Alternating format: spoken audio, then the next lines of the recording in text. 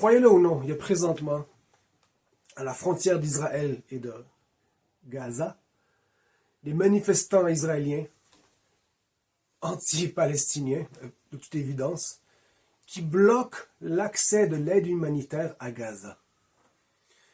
Et qu'est-ce que fait l'armée israélienne et les autorités? Absolument rien, ils les regardent et ils applaudissent.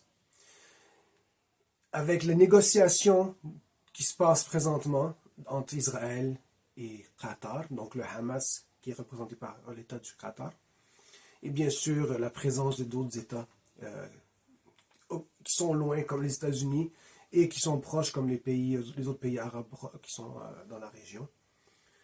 On a négocié.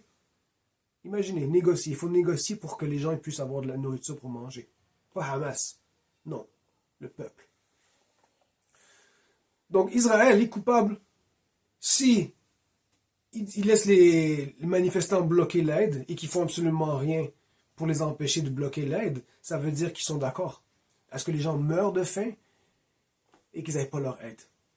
Mais ce qui est le plus troublant là-dedans, c'est que une partie de cette aide a été négociée et est destinée aux otages.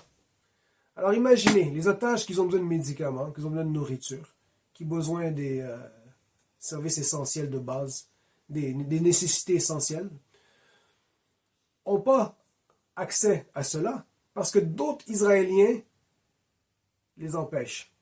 Alors pour punir les Palestiniens, hommes, femmes, enfants, bébés, femmes enceintes, they don't care. Malades, pas malades, ils n'ont aucune pitié. Pour les punir, ils sont prêts à sacrifier les leurs. C'est vraiment de la démence et de la méchanceté sans nom. Et bien sûr, est-ce qu'on entend parler de ça dans nos médias? Non.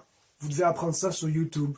Vous devez apprendre ça dans Instagram, dans TikTok, dans X, Twitter. C'est comme ça, de bouche à oreille. Dans des revues alternatives. Mais pas à Radio-Canada. Pas dans la presse.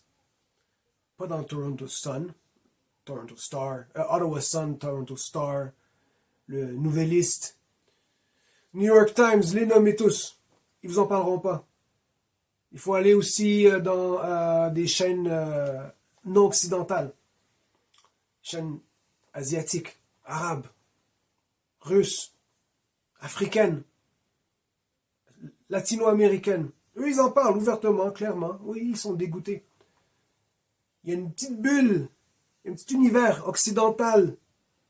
Où est-ce que, qu'est-ce qu'Israël fait? On n'en parle pas. On en parle un minimum. Et puis les critiques sont légères. Mais qu'est-ce qu'ils font? On n'en monte pas le quart, le dixième. Si j'avais tout le temps, je travaillerais pas et j'aurais mon travail à temps plein juste YouTube. Je pourrais vous parler pendant des décennies et faire des vidéos non-stop pour montrer. Il y a juste trop de matériel qui est disponible. Faites un effort, allez regarder. Qu'est-ce qu'Israël fait, c'est sans nom. Ça finit plus. Donc, ce que je veux faire, c'est de vous montrer au maximum avec le temps que j'ai, faire ma part pour diffuser l'information dans le monde francophone à propos des crimes d'Israël et de la souffrance et du martyre du peuple palestinien. Et enlever cette idée qu'on a un conflit à part égale, que les deux sont responsables, et que c'est deux forces similaires qui s'affrontent depuis des millénaires et qu'il n'y a rien à faire. Non. On a un colonisateur et un colonisé.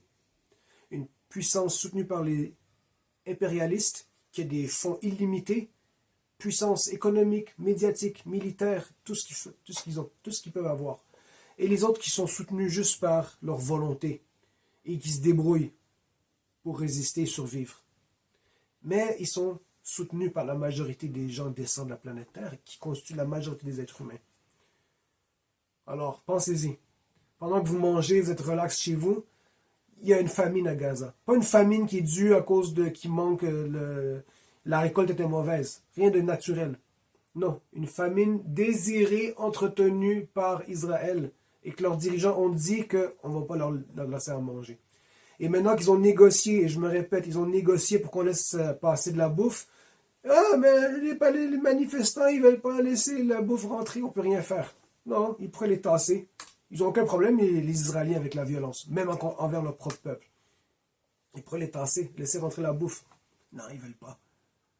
Ils vont sacrifier même leurs propres otages pour détruire les Palestiniens de Gaza. C'est fou, c'est dément. Et c'est réel. Et c'est en 2024. Ciao.